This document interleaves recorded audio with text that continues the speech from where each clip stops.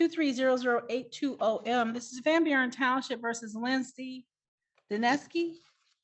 Yes, ma'am, that's me. On behalf of the people.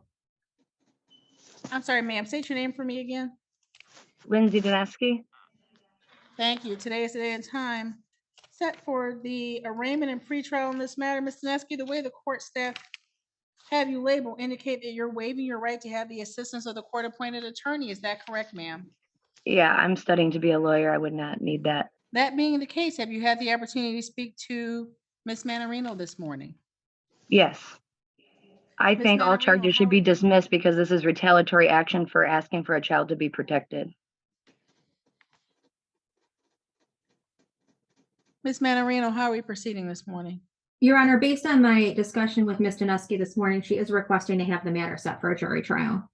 I'm actually requesting for dismissal, and she insisted that I either take a plea or go to trial, but I think that it should be dismissed because it's retaliatory and it's in violation of several of my rights, Michigan and federal rights under the Constitution of both. Plea not guilty. Thank you. That's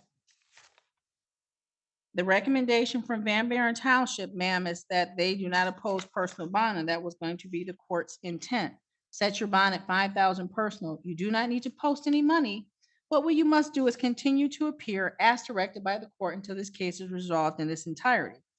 The arraignment having been completed, the next step is pretrial. You've both already indicated that you've had some conversation regarding pretrial. Ms. Dineski, I understand that you have a defense that you want to present. Today is not the day and time to present that defense. If you want the matter scheduled for a jury, the court is happy to schedule the matter for a jury trial. In our interim, there's also a request that you have no contact with Charles Nerswick, N-E-R-S-W-I-C-K. Do you have any reason to be in contact and communication with that person? Yeah, we have children together, and he kidnapped one of. Buckle up, guys. Today we're stepping into one of the most chaotic courtrooms you'll ever see.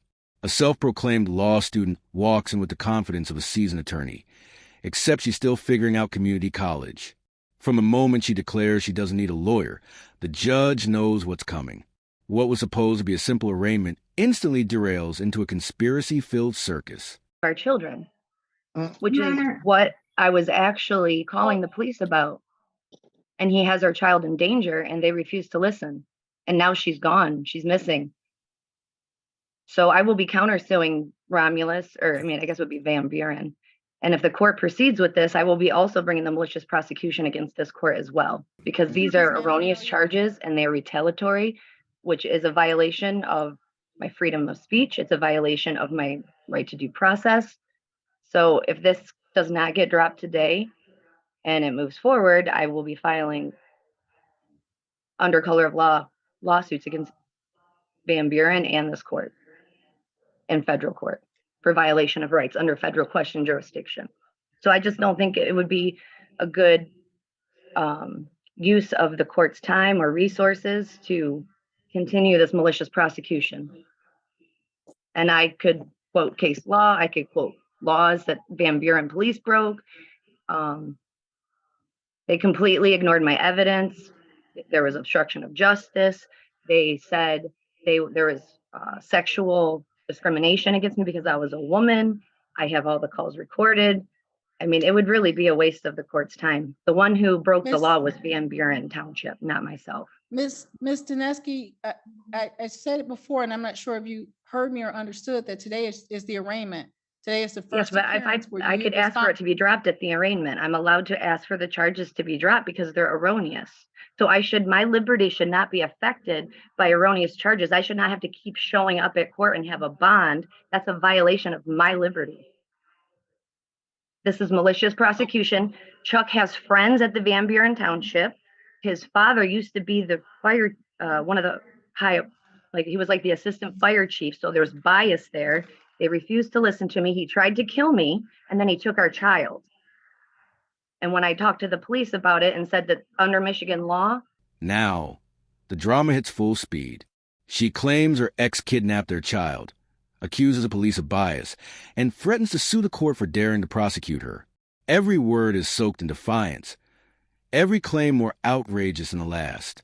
The judge patiently explains it's just an arraignment, but she's too deep in her fantasy. tossing around malicious prosecution like it's a new catchphrase. He should not be with a child because he's suicidal, homicidal, and he's isolating with a child. Everybody ignored me. And then they pressed charges against me for asking them to help me. Ms. Dineski, just so you're clear, this matter is being recorded and we're streaming live on YouTube. I only say that so that you may be mindful of the things that you say. Ms. Manarino, you were starting to say something. Yes, Your Honor, as it relates to bond, I understand that Mr. Dineski has an issue with the no contact. When I spoke with the complaining witness in this matter, he did indicate that he did not have an issue with Ms. Dineski having contact with him as it relates to the two children, the two biological children they have in common. As it relates to any other matter, he would not like to have contact from her during the pendency of this matter. So, Ms. Dineski, I will ask you the question a different way. Do you have any reason to be in contact with Mr. Nurswick other than to make arrangements regarding the children? Haley is my child. She's not my biological child, but legally she is my child. I've cared for her for 5 years. I'm the only mother she knows. So yes, I should be able to have contact with him regarding Haley because he kidnapped her legally under Michigan law. I am a parent and I have as much right to her as he does as a biological parent. The court, when gave him custody, used me as a deciding factor as to why he got custody of that child. So that actually, just that particular statement shows that this is about him abusing myself and Haley and using the court to as a shield to keep a mother away from a child. And the fact that he took her away from me, she's not been away from me more than 3 days since the day I met her. And he hasn't let me talk to her in 2 months. And that's extremely mentally damaging to her because she already has issues. Because when I met her, a bio mother had abused her and neglected her, and I had to work with her for 5 years to even get her to be able to be at the same level as somebody her age because she was so behind due to the abuse and neglect from Charles and the bio mother. And now he tried to kill me. He said he was suicidal and then kidnapped our child and then used Van Buren police to maliciously prosecute me when I tried to assert my rights to that child and my right to protect that child. So again, the only people who have committed any crimes here is the Van Buren police and Charles Nurswick. Ma'am, the court will impose a condition of bond that you have no contact with the complainant in this case, except as is necessary to make arrangements regarding the biological children. I heard your request for a jury trial, but I've also listened. By this point, the courtroom has turned into her personal stage. She argues over custody, accuses her ex's family of corruption, and insists the court is abusing her. The prosecutor calmly dismantles her claims, revealing there's no conspiracy, just consequences. The judge's patience deserves a medal as she tries to untangle emotion from fiction, while Karen keeps rewriting her own reality mid-hearing. The comments that you just made, and I want to disclose to you that I am married to an elected official in Van Buren Township. He is not involved in the day-to-day operations of the Public Safety Department, the issuing agency in this matter. But based on the comments that you've made, ma'am, I'm not sure if you wish to have this case remain here with me or if this matter should be adjourned to Judge Green's docket. She next takes the Van Buren Township docket with a date available on April 20th for a pretrial conference. How do you wish to proceed? Is that where I can ask for it to be dismissed? You can make that request at every hearing, ma'am. Well, that's what I was doing today, but you said that that was not appropriate. Because there's been nothing received from the court other than the charges.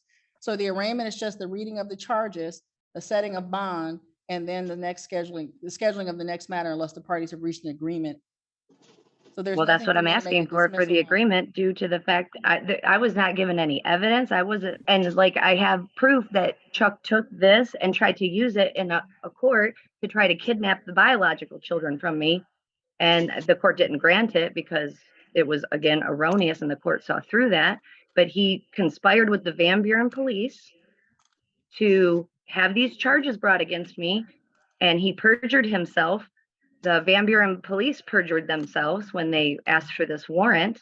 I was not given the information. I was not given the information as to what I did wrong. They kept that information from me. I was not properly served on this matter either. I mean, everything is completely improper in this entire case. Plus, it's Ma'am. erroneous and they're false charges.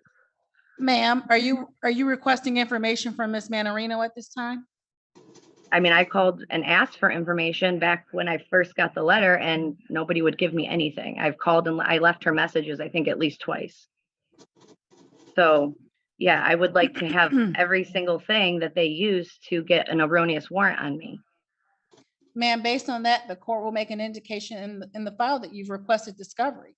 Now that you've Thank you. requested discovery, we'll put the matter over to Judge Green's docket. That will be April 20th at 9:20. April 20th at 9:20 in courtroom number 3, back on Zoom with Judge Green. Ma'am, And I would like to know why I would not be allowed to talk to Charles about my daughter, Haley. I will not abide by that, by the way. I will not. That's illegal. And I do not have to abide by an illegal order. April 20th with Judge Green, ma'am. The court will mail notice to the address that we have on file in this matter. Anything else, Ms. Manarino? And no, Your Honor, thank you. I do Anything not else, Ms. consent Kowalski? to this, by the way. I do not consent to this interaction. I do not consent to these charges. I do not consent to any of it. It is erroneous, and I will be taking legal action against this court for not dropping this today. It all ends with her refusing to follow the judge's order, declaring, "I do not consent." The room goes silent. The judge reminds her what contempt of court means, but she's unfazed, her delusion fully in control. It's a masterclass in entitlement colliding with the law. All right, guys, if you made it this far, don't forget to like the video, subscribe to the channel, and we'll see you in the next video.